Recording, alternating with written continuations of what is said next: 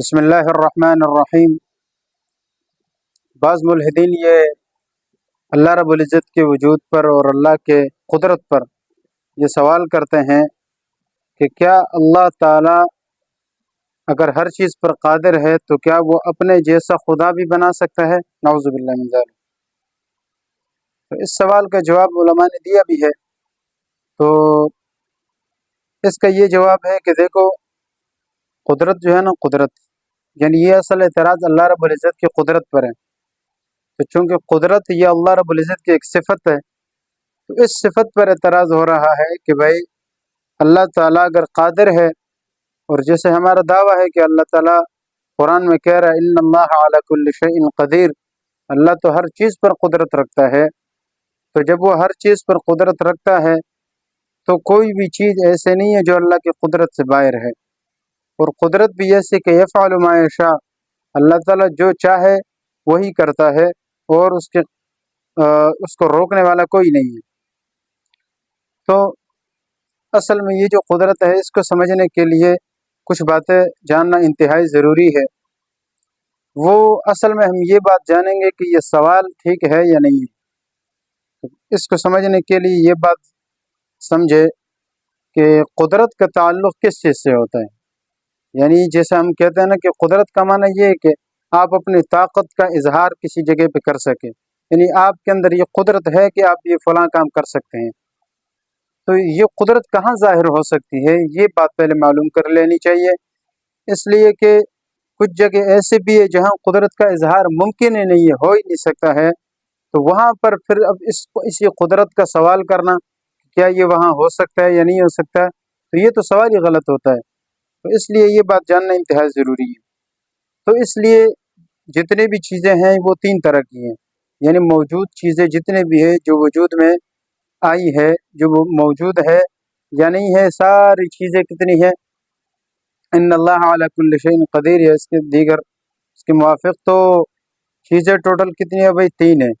Number ایک واجبات، number دو محالات، اور نمبر تین ہے ممکنات۔ واجبات تو اس کو کہتے ہیں کہ یعنی وہ چیزیں جو جس کا وجود ہر حال میں واجب ہو، لازمی ہو، اور اس کا نہ پایا جانا یہ محال ہو، یعنی ہر حال میں اس کا وجود انتہائی ضروری ہو، اور ایسا نہیں ہو سکتا کہ وہ ہو ہی نہ، بلکہ وہ لازمی طور پر وہ موجود ہوتا ہے اور ہونا بھی چاہیے اس کو، جس کو ہم کہتے ہیں واجب الوجود، یعنی جس کا وجود ہر حال میں لازمی ہے، تو اس کو کہتے ہیں واجب۔ اس کی مثال کیا ہے؟ جیسے اللہ تعالیٰ کی ذات ہے۔ اب اللہ رب العزت اللہ موجود ہے، اور ایسا موجود ہے کہ اس کا موجود نہ ہونا یہ بات ہی غلط ہے۔ اللہ موجود ہے، ہمیشہ سے ہے اور لازمی ہے اور ہر حال میں ہے، اس پر عدم کبھی نہیں آ سکتے۔ ایسا نہیں ہے کہ اللہ نہیں ہے، یا شروع میں نہیں تھا بعد میں آیا، شروع سے ہے، ہمیشہ سے ہے اور ہمیشہ رہیں گے، اور ان کا وجود ہی وجود ہے۔ باقی کائنات وجود میں بعد میں آئی ہے اور ختم ہو جائے گی، لیکن اللہ کا وجود وہ واجب الوجود ہے، وہ ختم ہونے والا نہیں ہے۔ تو کچھ وجود تو ایسے ہوتے ہیں۔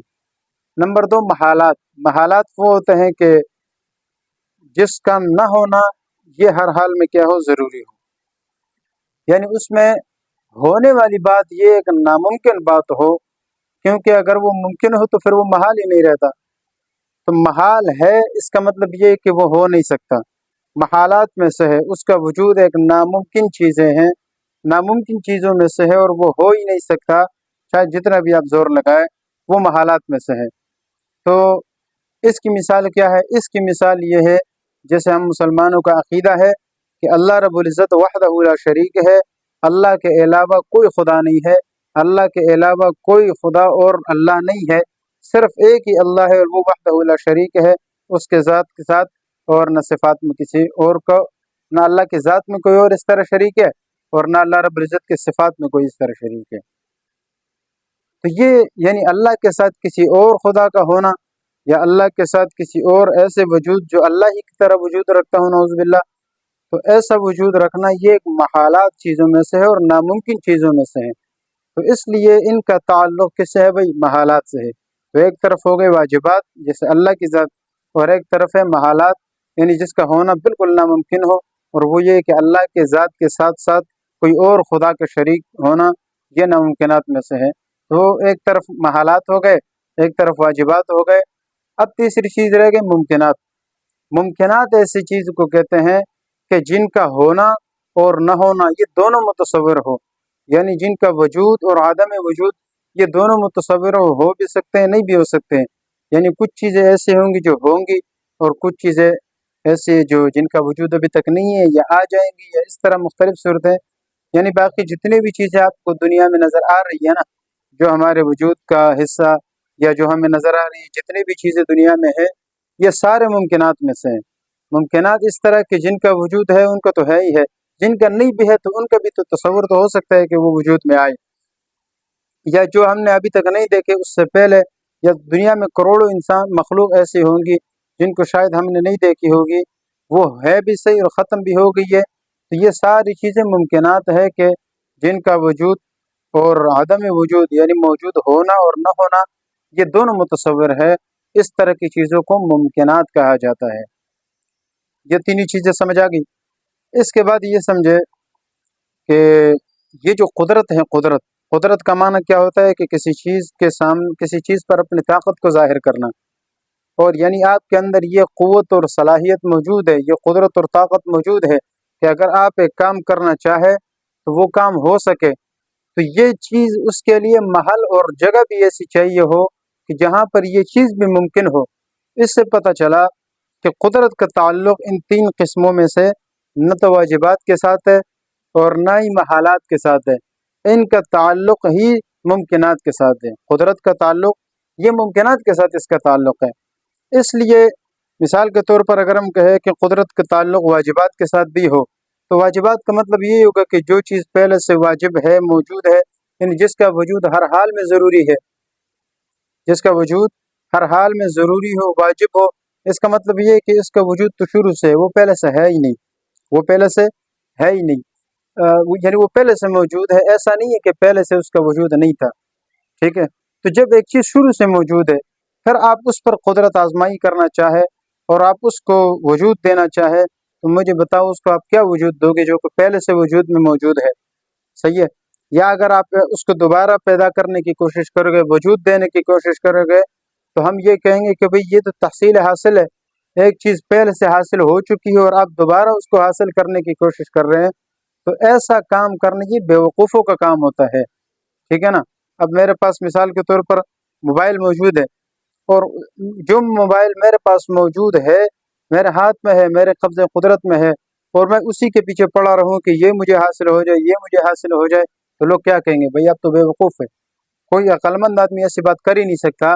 तो जो चीज़ पहले से मौजूद हो और आप उसको मौजूद करने की कोशिश करते हैं, आप उसको हासिल करने की कोशिश करते हैं, ये तहसील हासिल है, मौजूद चीज़ को वजूद देना है, और ये एक बेवकूफ़ों वाला काम है, और बेवकूफ़ी ये खुदाई के लायक नहीं है।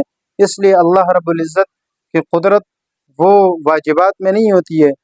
कुदरत का ताल्लुक़ वाजिबात के साथ इसलिए नहीं होती है कि वाजिबात के अल्लाह रब्बुल इज़्ज़त के साथ ख़ुद मौजूद है, और जो चीज़ पहले से मौजूद हो उसको दोबारा हासिल करना ये एक आपस काम होता है, और अल्लाह ताला फजूल और बेकाम काम करने से बिल्कुल दूर है, और ये एक आयबदार चीज़ है। यानी बेकाम काम करना ये तो एक आयब है, और अल्लाह रब्बुल इज़्ज़त हर आयब से पाक है। सुबहान अल्लाह। सुबहान अल्लाह का माना यही है कि अल्लाह ताला हर आयब से क्या है भाई, पाक है। तो इसलिए कुदरत का ताल्लुक़ वाजिबात के साथ नहीं हो सकता। दूसरी बात यह है कि ये जो वाजिबात के अलावा महालात है, इसके साथ भी नहीं हो सकता। ये क्यों नहीं हो सकता, इसकी वजह भी समझे कि अगर इसका ताल्लुक़ महालात के साथ हो, जैसे कि ये सवाल भी है, सवाल भी यही है कि जो चीज़ महाल है, एक चीज़ हो ही नहीं सकती, एक चीज़ वजूद में ही नहीं आ सकती, और इसको मौजूद करना मुमकिन ही नहीं है, तो फिर कैसे आप उस चीज़ के पीछे पड़ते हैं और कहते हैं कि भाई ये चीज़ भी वजूद में आए, तो ये चीज़ नामुमकिन है।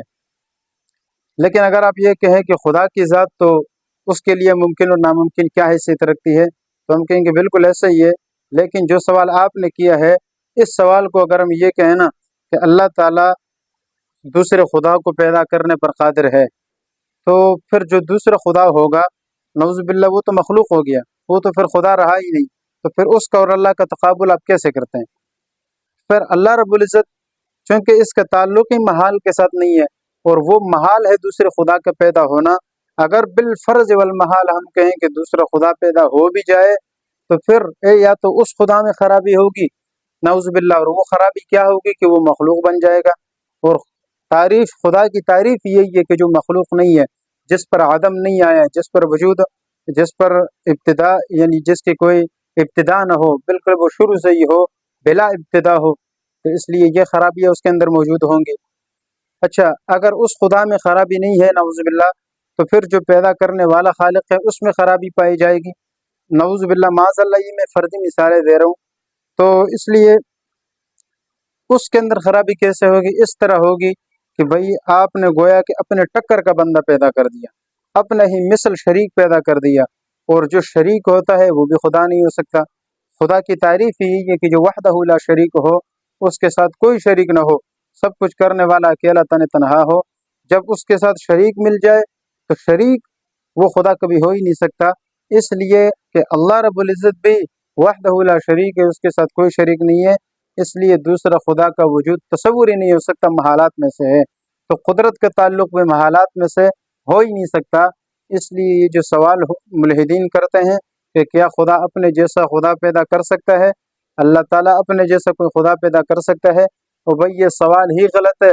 اس لیے غلط ہے کہ آپ نہیں سمجھے، اور آپ اس لیے نہیں سمجھے کہ آپ نے قدرت کا معنی نہیں سمجھا، اور اس لیے کہ قدرت کی تقسیم جو ہے وہ اگر آپ سمجھ جاتے تو یہ اعتراض نہ کرتے. اس لیے کہ قدرت کی جو تقسیم ہے وہ نہ واجبات کے ساتھ ہے، اس کا تعلق نہ واجبات کے ساتھ ہے نہ محالات کے ساتھ ہے، بلکہ اس کا جو تعلق ہے وہ ممکنات کے ساتھ ہے. جن چیزوں کا وجود ہو بھی سکتے ہیں نہیں ہو سکتا، تو وہاں پر پھر وہ کام یعنی جو چیزیں موجود نہیں ہیں اس کو وجود دینا، یا کوئی بھی چیز ہے اس کے اندر یہ چیزیں، یعنی یہ قدرت اللہ رب العزت کے پاس ہے، اور اللہ دعویٰ بھی کر رہے ہیں ان اللہ علی کل شیء قدیر. تو ایک بات تو یہ. پھر جیسے فتاوی محمودیہ میں لکھا بھی ہے کہ بھئی یہ جو اللہ رب العزت کی صفت ہے ممکنات کے ساتھ اس کا تعلق ہونا، یہ اصل بات ہے. اور اصل بات کیوں ہے؟ اس لیے کہ ممکنات پر قادر ہونا یہ صفت کمال ہے. یعنی خدا تعالیٰ بھی وہی ہے نا کہ جو تمام کمال صفات کا مجموعہ ہو. اللہ تعالیٰ کی تعریف ہی شرح قائد اور دیگر کتابوں میں، منطق کی جو کتاب شرح تہذیب، اس میں یہی لکھی آپ دیکھیں کہ اللہ تعالیٰ کی ذات ہی وہی ہے المستجمع الجمیع صفات الکمال، کہ جو تمام کامل صفات کو جمع کرنے والا ہے. یعنی اس کے اندر صفات ہی تمام وہی ہو کہ جو کامل صفات ہو، سارے کمال والی صفات وہ اس کے اندر جمع ہو، تو اسی کو تو اللہ کہتے ہیں.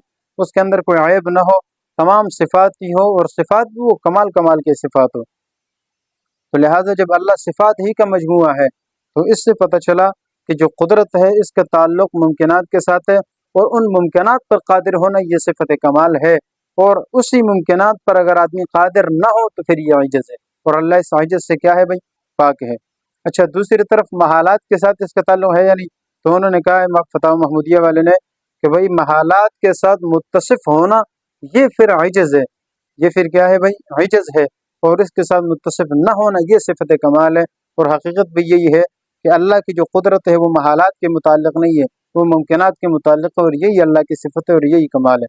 اس لیے ان ساری بحث سے کیا پتہ چلا کہ بھئی اللہ تعالیٰ کی جو قدرت ہے اس کا تعلق ممکنات کے ساتھ ہے، اور جو آپ سوال کر رہے ہیں یہ محالات میں سے کر رہے ہیں، اس لیے آپ کا سوال غلط ہے اور آپ کے سوال کا منشا بھی غلط ہے. تو اللہ تعالیٰ ہمیں اس بات کو صحیح طور پر سمجھنے کی توفیق عطا فرمائے. وآخر دعوانا الحمد للہ رب العالمین. يرفع الله الذين آمنوا منكم والذين أوتوا العلم درجات والله بما تعملون خبير.